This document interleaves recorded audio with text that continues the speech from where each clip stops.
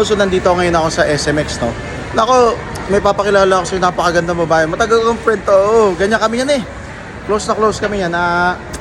Napakaganda talaga. Asawa ko, huwag ka magsiselo siya. Kasi itong friend ko na to talagang, sikat na talaga to. Ganyan kami. Super close. So ito, papakita ko sa inyo mga bunso kung sino to ha. Guys, may papakita ako sa inyo. Hi, Saxiken! Alright, bye-bye.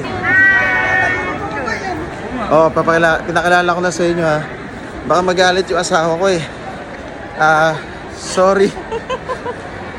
Sorry. Okay. Ganun talaga. Ang ganda pala niya, no? Pero syempre, mas maganda ka pa rin. Ano ka ba? Ang layo. Kung sino yung kaharap ko, yun yung maganda. Diba?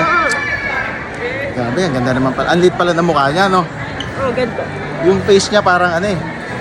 Malit na malit lang eh. Magagalit ha? Hindi naman niya ako